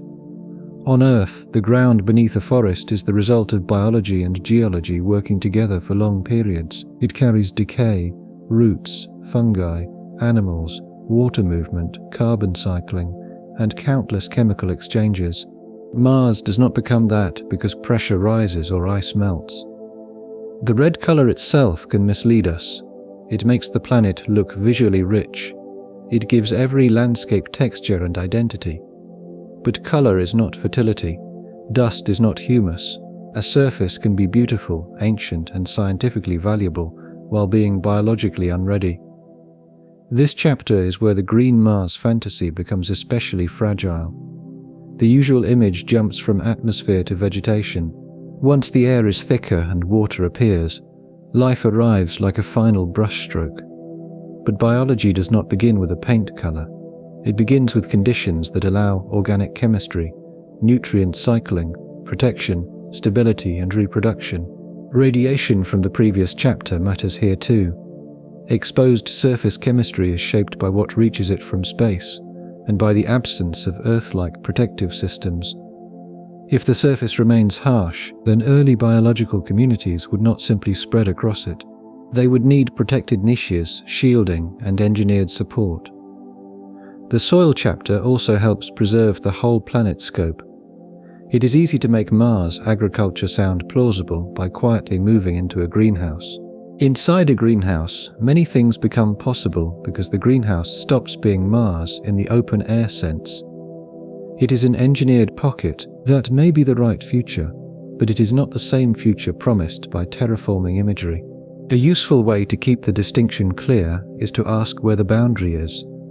If the living system depends on a roof, a membrane, a processed substrate, a nutrient supply, or active radiation shielding, then the boundary remains. Terraforming tries to remove the boundary. Mars keeps giving reasons that the boundary may need to stay. This does not make Mars hostile in a cartoon way. It makes Mars specific. Its chemistry is not evil, its regolith is not useless. It may contain materials that future missions use in many ways, but specific chemistry has consequences. A planet is not obligated to become fertile, because humans know what fertility looks like. There is also a time problem. Even if conditions improved, building living soil at large scale would not be instant. Biology would need to establish itself, cycle nutrients, manage chemical stress, and survive environmental swings. The first moss or engineered microbe in a controlled patch would not equal a biosphere. That is why this chapter should be calm rather than dismissive. The point is not to laugh at the idea of Martian gardens. The point is to ask what kind of garden is being imagined. A controlled Martian greenhouse is one thing. A planet whose open plains have become biologically active soil is another. By the end of the chapter, the viewer should feel the old image dividing into two futures. In one future, humans build small living rooms on Mars, protected, supplied, chemically managed, and deeply artificial. In the other, Mars itself becomes a living world. The first may be hard but coherent. The second inherits every account opened so far. If Mars lacks enough accessible atmosphere, pressure, shielding, stable water, and living soil conditions, then perhaps the answer is to bring in what the planet lacks. The next chapter follows that thought outward, to comets, asteroids, manufactured gases, mirrors, and the enormous temptation to solve a planetary shortage by importing a planetary supply. The soil account is a chance to correct one of the most human assumptions in the whole dream. We are used to life transforming ground. On Earth, bare rock becomes soil, soil becomes grassland, grassland becomes forest, decay feeds growth. Our planet teaches us to expect surfaces to become biological if conditions improve. Mars does not necessarily follow that lesson. Martian regolith has been exposed to a different environment for a very long time. Without Earth-like biology cycling through it, without liquid water moving regularly through it, and under radiation and oxidizing chemistry, it is not simply immature soil. It is another planetary material with its own constraints. Calling it soil too early smuggles Earth into the sentence. Perchlorotastes are useful narratively because they make the problem concrete. They are not mystical poison, and they can be handled in controlled settings, but their presence reminds the viewer that chemistry matters. A green world does not grow from color. It grows from nutrient cycles, microbial communities, water movement, organic matter, and protection. The chapter should avoid turning into a list of hostile facts.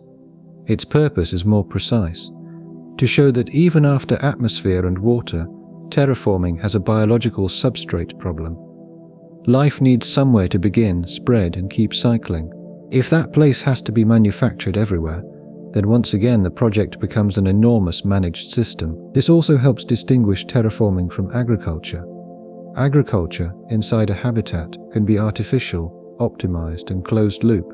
Terraforming imagines ecological spread outside the habitat. The first can process regolith or avoid it altogether. The second has to turn the surface into part of a biosphere. By the end, the listener should feel the red ground differently. It is not a garden in waiting. It is a surface record of Mars itself. To make it living would require not just adding seeds, but building the conditions under which soil becomes soil. This chapter also gives the script a chance to keep biology from becoming magical. Life on Earth is so successful that it can make growth look inevitable. But life is not a paint poured over a surface. It is a set of relationships: energy, nutrients, water, protection, reproduction, and feedback. A terraforming plan has to create those relationships, not merely introduce organisms. The word garden should therefore be used as a contrast, not a promise. A garden is one of the most managed environments humans know. It has selected plants, improved soil, water control, pest control, nutrient choices, and care. If even Earth gardens require care, then the idea of Mars becoming a garden by simple exposure to air and water should feel obviously too thin. By slowing down here, the script keeps the final answer from being only atmospheric. Mars may need a sky, but it also needs a surface that can participate in life. If that surface has to be processed, shielded, inoculated, amended, and maintained everywhere, then the biological dream has joined the maintenance problem too. The regolith account narrows the green image again. It is not enough to imagine air above Mars and water on Mars. A living surface needs chemistry that can join the biological story. It needs protection, cycling, nutrients, organic material, and time. Without those, the red ground remains a difficult material rather than a waiting meadow. Local agriculture may learn to work with it or around it. Whole planet terraforming has to turn the surface itself into a participant in life. The regolith account also forces a slower view of biological time. Even on Earth, soil is built through long relationships among rock, water, atmosphere, microbes, plants, animals, and decay. A surface does not become fertile merely because it is exposed to better weather. If Mars ever developed living ground, it would need a sequence of protection and transformation far deeper than the first appearance of green.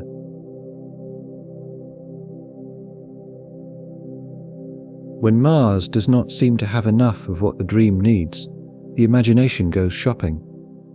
bring in volatiles from comets or icy bodies, redirect asteroids, manufacture powerful greenhouse gases, build mirrors to add sunlight, move material, energy and chemistry until the planet has the missing pieces. If Mars cannot pay its own accounts, perhaps a future civilization can pay them from elsewhere. This is the chapter where speculation becomes useful, but only if we label it honestly. Import proposals should not be treated as foolish. They reveal how serious the shortfall may be. If the missing atmosphere or water has to come from outside Mars, then terraforming has changed from planetary restoration into interplanetary logistics. Comets and icy bodies sound attractive because they carry volatiles. In the imagination, they are frozen deliveries of atmosphere and water. But delivery at planetary scale is not a small maneuver. It means finding enough material, altering orbits, managing impacts or capture, controlling energy release, avoiding catastrophic side effects, and doing so repeatedly enough to matter. The phrase "bring in comets" hides a chain of severe problems. Asteroid and comet redirection also raises the question of precision. A body large enough to supply meaningful material may also carry destructive energy. A body small enough to manage safely may not supply enough. Delivery is not just arrival. It is arrival in a form the planet can use without destroying the very surface the project hopes to improve.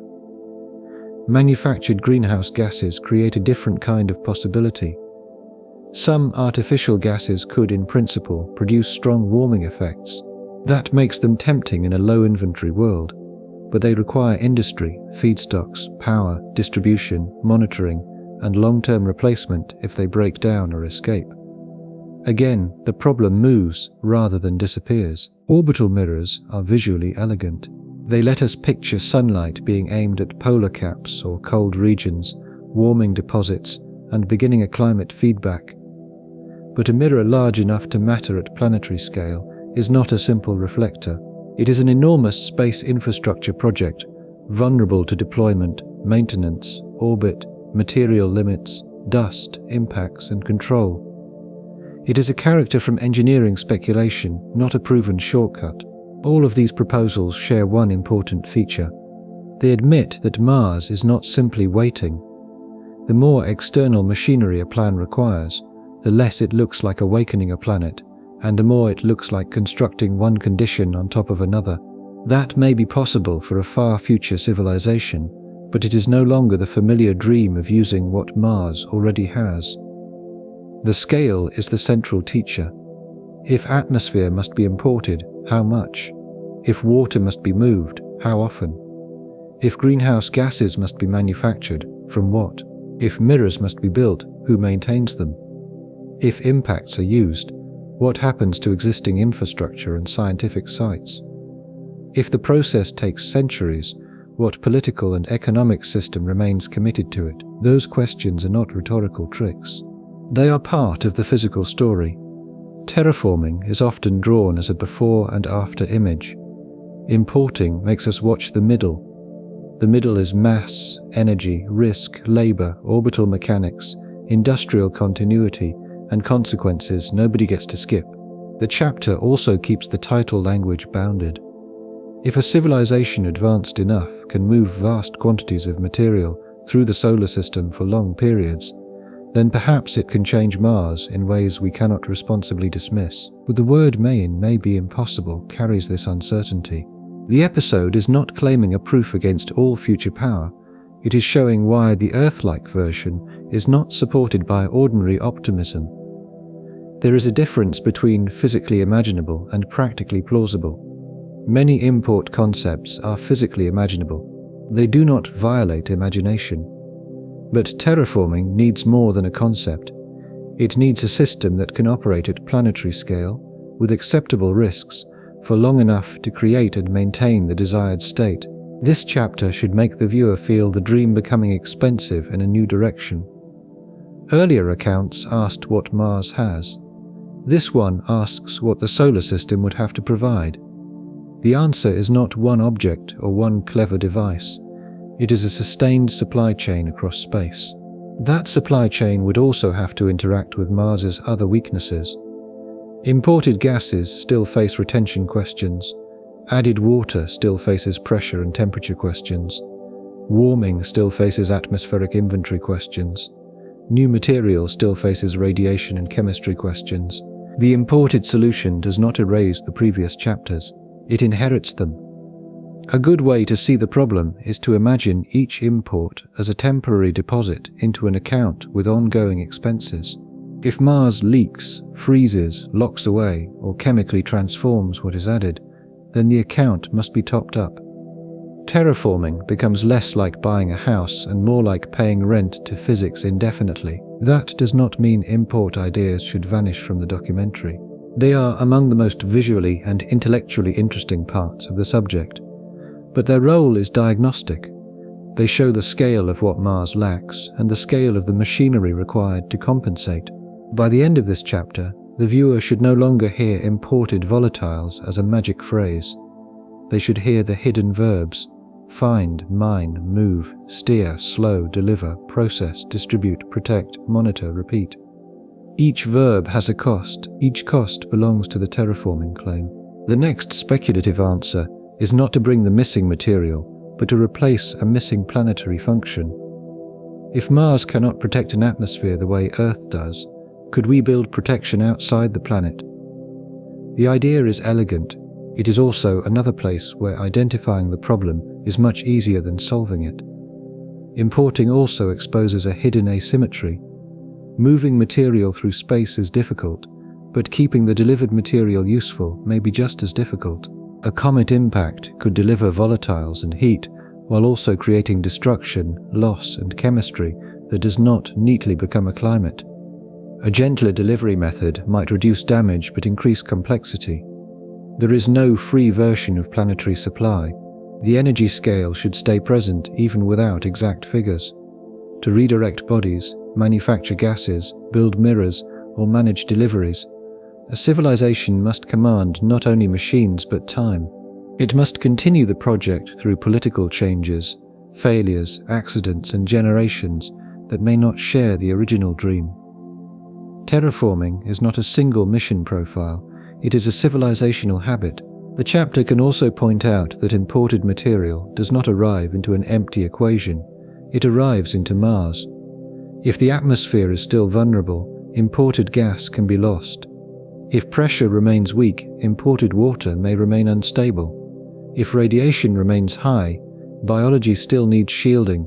Imported mass can help only if the rest of the system can use and retain it. This is the cleanest way to avoid both cynicism and hype. We do not need to say import schemes are impossible in every version. We need to say they are not escape hatches from the planetary ledger. They become new entries in the ledger: source, capture, delivery, loss, safety, maintenance, and consequences. A visually rich version of this chapter can move from an icy body in the dark to a trajectory calculation, to the red disk of Mars, to the question of what happens after arrival. That sequence keeps the story cinematic without becoming fantasy. The drama is not the object hitting Mars. The drama is whether a planet can absorb the gift and become something stable. By the end, the viewer should hear importing as an admission of scale. If Mars has to borrow atmosphere and water from elsewhere, then the dream has left the planet's natural accounts behind. That may still be a future story, but it is not a simple one. Future technology reveals scale. It is easy to hear that phrase and imagine a single breakthrough. The harder reality is systems: propulsion, mining, guidance, energy, industrial replication, monitoring, law, risk, and upkeep. The future is not one machine, it is a chain of machines that must not break. This matters because terraforming is especially vulnerable to half solutions. Importing enough material to make a visible change might be possible long before importing enough to create a stable world. That intermediate state could be scientifically amazing while still failing the second Earth promise. The episode should preserve that distinction.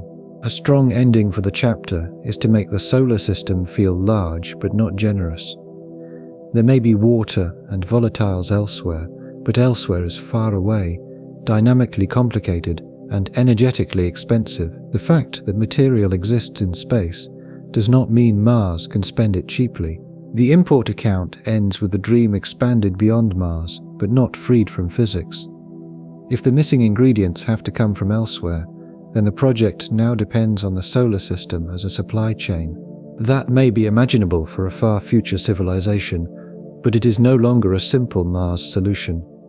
It is a vast continuing movement of mass and energy, followed by the old questions again. Does the material stay? Does it work? And does it make Mars self-supporting? Importing also raises a safety question that the green image usually avoids. The more energetic the delivery, the more dangerous it may be. The gentler the delivery, the more demanding the control system becomes. A supply chain large enough to change a planet would have to be accurate, repeated, and survivable. The hard part is not only finding material, it is arriving with it in a form Mars can use.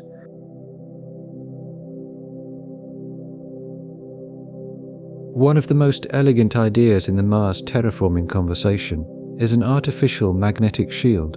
Place a powerful field in the right relationship with Mars and the solar wind, perhaps near the Mars-Sun L1 region, and reduce the atmospheric stripping and radiation exposure that make the planet so vulnerable. The image is beautiful because it gives Mars a missing planetary function without changing the planet's interior. The idea deserves respect as a thought experiment. It teaches the viewer what the problem is. Mars is not only short of air, it is short of protection for air. If a shield could reduce solar-wind interaction, it might help a thicker atmosphere persist and make later climate work less wasteful. In that sense, artificial shielding is not random science fiction, it is aimed at a real bottleneck. But a bottleneck is not solved because we can name an object that would sit in front of it. An artificial magnetic shield would be unprecedented planetary-scale infrastructure. It would need power, stability, positioning, maintenance, reliability, and performance under solar storms. It would have to work not for a demonstration, but as a long-term part of a planetary environment. This is the temptation. Because the concept is clear, the solution feels closer than it is. A diagram can draw a shield in seconds. A real system would have to survive space weather, component degradation, political time, industrial support, orbital dynamics, and the consequences of partial failure. The drawing points to the missing function. It does not supply the civilization required to keep that function alive. The shield chapter also brings back the difference between Earth and Mars. Earth's protective environment is not a machine parked nearby. It is part of the planet's deep structure and long history. Interior dynamics, atmosphere, magnetic field, mass, chemistry, and life feeding back into conditions over time. Replacing one part artificially may help, but it does not recreate the whole Earth system. Even if a shield reduced atmospheric loss, Mars would still need atmosphere to shield. It would still need pressure, water stability, climate regulation, surface chemistry, and biological compatibility. The shield is not a terraforming plan by itself. It is a possible support for other plans, each of which carries its own account. That distinction keeps the episode honest. A speculative technology can be serious without being decisive. It can reveal a path while also revealing how narrow and costly that path is. We do not need to dismiss it. We need to place it at the correct level of certainty. For the viewer, the important emotional turn is that the dream is no longer about Mars alone. It now depends on a permanent artificial object or system outside the planet, doing work Mars does not naturally do. That may still be impressive. It may still be worth studying, but it makes the final world less like a restored planet and more like a supported installation. A supported installation can fail in different ways from a natural planet. If the shield weakens, shifts, or shuts down, what happens to the atmosphere over time? How quickly do risks rise? Who services it? What redundancy exists? How does a civilization guarantee continuity over centuries? The questions sound administrative, but they are physical because the system must operate continuously. This is also where local engineering again looks more modest and perhaps more plausible. A habitat can have redundant shielding in its walls. A buried settlement can use regolith. A greenhouse can be serviced panel by panel. The protective system is local and inspectable. A planetary shield is a civilization-scale promise. Artificial shielding also risks offering the wrong kind of hope if handled carelessly. It is too easy to say that a magnetic shield would solve Mars. That phrase collapses multiple unsolved layers into one visual. A more honest view is that proposals for artificial shielding show what kind of protection Mars lacks, while remaining speculative parts of a much larger system. That larger system would include atmospheric supply, greenhouse warming, pressure stabilization, water management, radiation reduction, surface chemistry work, and long-term climate control. A shield might protect some of those investments. It does not create them. This chapter, therefore, acts like a mirror for the whole episode. Every time a future technology appears, the question is not whether it sounds clever. The question is what account it pays, what accounts remain, and whether the payment has to be made forever. If the answer is forever, the dream has changed category. A permanent shield may be a stunning achievement. It may even be a prerequisite for some far future Mars climate project, but the need for such a shield is also evidence that Mars is missing something basic to the Earth-like picture. The solution and the problem illuminate each other. By now, the chain has become difficult to escape. Mars may lack enough accessible atmosphere, pressure is too low for easy water. Atmospheric escape and lower gravity complicate retention. Radiation requires shielding. Water and regolith do not automatically become oceans and soil. Imports and artificial shields move the problem into larger engineering rather than removing it. The final body account asks what happens after all of that. Suppose some combination of technology works. Suppose the planet is partly warmed, partly thickened, partly shielded, partly supplied. Does that become a new Mars, or does it become a world that must be maintained forever? The shield idea is also useful because it separates two kinds of engineering: changing material and changing boundary conditions. Importing volatiles changes what Mars has. A shield tries to change how Mars interacts with space. That is why it feels so elegant. It attacks the edge of the system, rather than only adding more material inside it.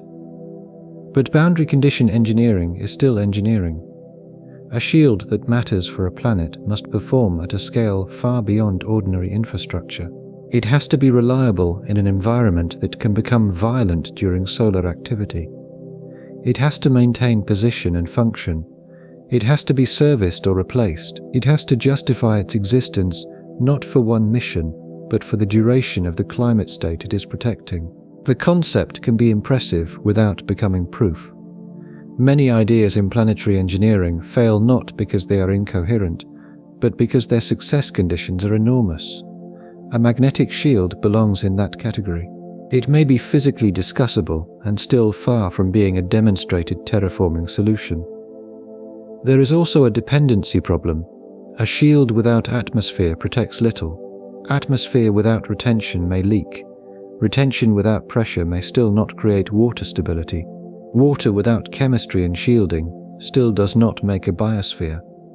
The artificial shield can support the chain, but it cannot replace the chain. This makes the idea a perfect late-stage chapter. By now, the viewer understands enough accounts to see the shield in context. It is not a magic answer dropped into an empty story. It is one possible response to a retention and radiation problem that remains connected to everything before it. The chapter should end with the same careful generosity given to other speculative fixes. Future civilizations may attempt things we cannot build now, but if the future Mars depends on permanent artificial protection, then the world we are imagining is not simply a new Earth. It is Mars under guardianship. The shield idea also shows why some solutions are emotionally satisfying before they are operationally convincing. A shield gives the viewer a single object to imagine. It makes the invisible problem visible. That is powerful storytelling, but it can become misleading if the object is allowed to stand in for all the supporting systems it would require. The image keeps returning to an obligation. If a shield is essential, then power is essential. Maintenance is essential. Monitoring is essential. Redundancy is essential. Institutional continuity is essential. The proposed technology is not just a shield, it is a permanent role played by civilization in the planet's climate. That role may be imaginable, but it changes the emotional category of the future.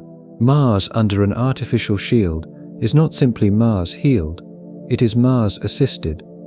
The assistance may be brilliant, it may be heroic, it may even be effective in some models, but it still means the planet is leaning on a constructed condition outside itself. The artificial shield account leaves us with a strange kind of elegance. A shield would not make Mars Earth, it would make Mars assisted. It would be a way of supplying from outside one of the planetary functions Mars lacks inside. That may be a serious idea, but it also reveals how dependent the terraforming dream has become on permanent support. If protection has to be manufactured outside the planet, then the open-air future is still leaning on a boundary. The boundary has just moved into space. The shield idea also makes the word natural harder to use. If the air remains because a constructed system stands between Mars and the solar wind, then the climate is partly an artifact. That may still be a triumph, but it is not the same kind of triumph as a planet that protects itself. The line between terraforming and planetary life support becomes thinner.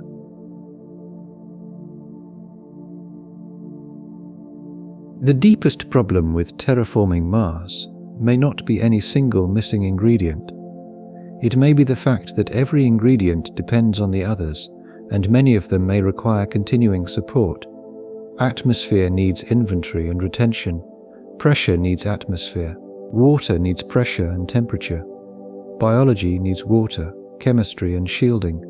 Climate needs stability. A whole planet needs all of these conditions to reinforce one another, rather than pull apart. That is why the maintenance problem is the final body chapter. It changes the meaning of success. A terraformed Mars, in the popular imagination, is a planet that has crossed a threshold. It has become a new kind of world.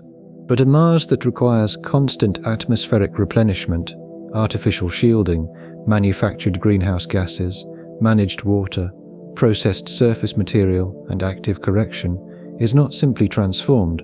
It is operated. Operation can be real. It can be astonishing. Human beings already operate complex environments on Earth and in space. A future civilization could operate systems much larger than anything we have built. But the larger the system becomes, the more the word natural begins to slip away. The question is no longer whether Mars can be changed, it is whether Mars can be changed into a self-supporting open world. Self-supporting is the key phrase. Earth is not effortless, but its habitability is not maintained by one external agency deciding every century to keep the atmosphere working. Earth's systems are dynamic, imperfect, and vulnerable, yet they reinforce life through deep planetary feedbacks. Mars would need either its own version of reinforcing conditions or an artificial substitute that does not stop. The maintenance burden also creates a moral and temporal question. Terraforming is often sold to the imagination as a gift to the future. But if the gift requires permanent upkeep, then it is also an obligation. Future generations inherit not only a changed planet, but the duty to prevent that change from decaying. This does not mean the project is impossible in the strictest conceivable sense. The episode has avoided that claim because it would pretend to know the limits of all future civilization. But it does mean the common dream is too light. It imagines the final color of Mars without imagining the invoices that keep arriving. A managed Mars might have a different beauty. It might contain underground cities, covered valleys, industrial ice fields, shielded farms, observatories, laboratories, and human communities that learn to live with the planet instead of trying to erase it. That future could be meaningful without being terraforming in the strongest sense.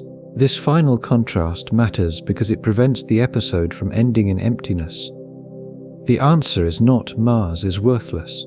The answer is more precise. Mars may be useful, reachable, scientifically extraordinary, and even inhabited in local engineered ways, while still resisting the dream of becoming an open-air second Earth. Habitats are not a consolation prize if they are understood correctly. They are a different strategy. They accept boundaries. They let engineers control pressure, shielding, temperature, water, and chemistry in volumes small enough to manage.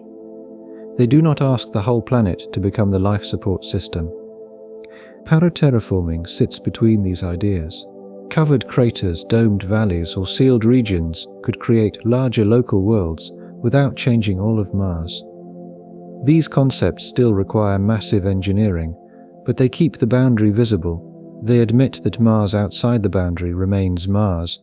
That may be the more serious future, not one transformed planet, but many protected islands of habitability.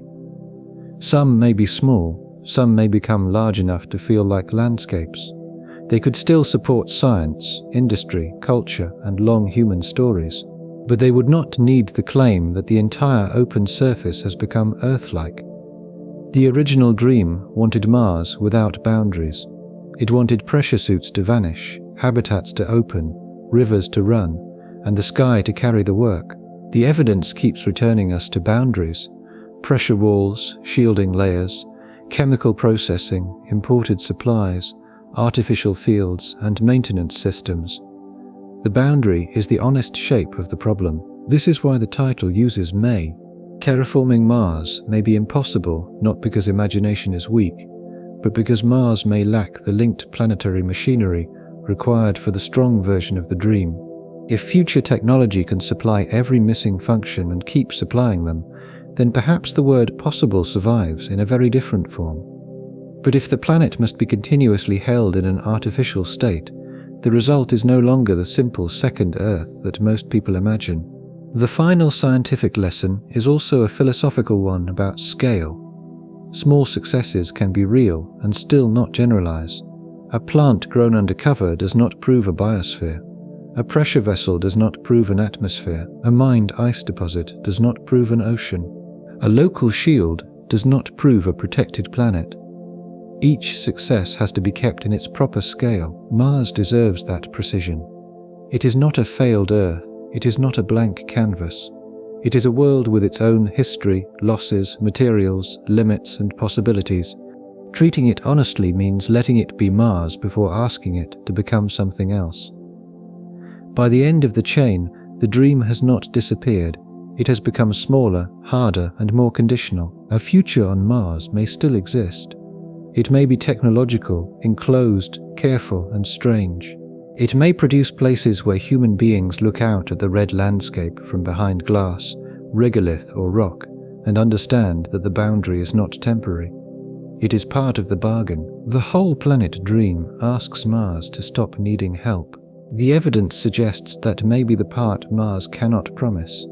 And if a planet never stops needing help, then perhaps we have not made a second Earth. Perhaps we have built a civilization-sized shelter on another world. Maintenance is where the whole episode becomes most honest. Many projects are possible if the machinery never stops. A submarine is habitable while its systems work. A space station is habitable while supply, power, shielding, and life support continue. A Mars habitat could be habitable in the same conditional way. The question is whether a terraformed planet should still be understood like that. If Mars requires permanent help, then the dream has not failed completely. It has changed form. The planet may host life inside an engineered agreement. Air, water, shielding, and chemistry may exist where machines keep them within bounds. Human communities may flourish in those places, but the open world outside may remain fundamentally Martian. That gives the ending a more interesting emotional register than simple debunking. The viewer can let go of the careless second Earth image without losing the sense that Mars matters. In fact, Mars may matter more once it is no longer forced into Earth's outline. It becomes a place with its own constraints, not a project whose success is measured only by how much it resembles home. The final contrast should be vivid. Terraforming tries to erase the boundary between settlement and planet. Local engineering respects that boundary and makes it livable. One future is a blue-green Mars that may not be physically realistic. The other is a red Mars containing protected human worlds, each one honest about the environment beyond its walls. This also returns to the opening image. The damaged Earth metaphor was always too easy. Mars is not a broken version of our world. It is a world that followed a different path. Its thin air, exposed surface, locked water, harsh chemistry, and small gravity are not merely problems to fix. They are part of what Mars is. The most serious conclusion is therefore not despair. It is precision. Full, open-air, Earth-like terraforming may be physically unrealistic because too many planetary accounts have to close at once. Limited transformation, local habitats, and protected environments remain different questions. If the future on Mars exists, it may be less like moving outdoors and more like learning to build indoors on another planet. The final chapter should not make the smaller future feel like defeat. A protected Mars could still be one of the greatest chapters in human exploration. It could hold science stations, underground cities, ice-based industries, observatories, and cultures shaped by a sky people cannot simply breathe. That is not nothing. It is just not the same thing as an open second Earth. This is the mature payoff. Terraforming Mars may be impossible in the familiar whole planet sense, while living with Mars in bounded ways may remain possible. The tension between those two futures is more interesting than a simple yes or no. It lets the viewer keep the wonder while losing the lazy picture. The episode should close with respect for Mars, not as a failed Earth, not as a villain, and not as a blank canvas. Mars is a planet with its own accounts. If we ever go there to stay, the serious version of the dream may begin by accepting those accounts rather than pretending they can all be erased. The maintenance account is where all the earlier accounts meet. Mars may be changed in pieces, helped in places, and inhabited inside engineered boundaries. But the strong dream asks whether those pieces can become a planet that carries the work itself. If they cannot, the future is not worthless. It is simply different, a network of protected human worlds on Mars, not Mars remade into Earth. That smaller future may be less mythic, but it may also be the one that respects the planet enough to be possible. The maintenance account is finally a test of humility. The question is not whether humans can imagine a better Mars. The question is whether Mars can carry that better condition without being held there. A civilization might still choose the burden. It might build shelters, shields, farms, and cities. But if the burden never ends, then the achievement is not a second Earth. It is a long agreement with a planet that remains itself.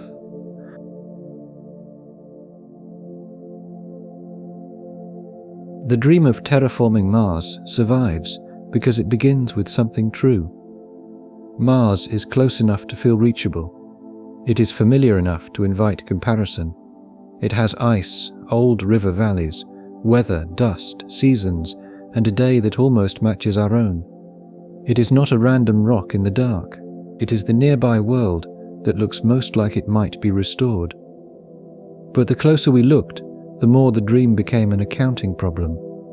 Mars does not need only warmth. It needs atmosphere, pressure, water stability, radiation protection, usable chemistry, long-term retention, and a climate that can keep working without constant rescue. Each condition leads to another. Each hopeful answer inherits the accounts before it.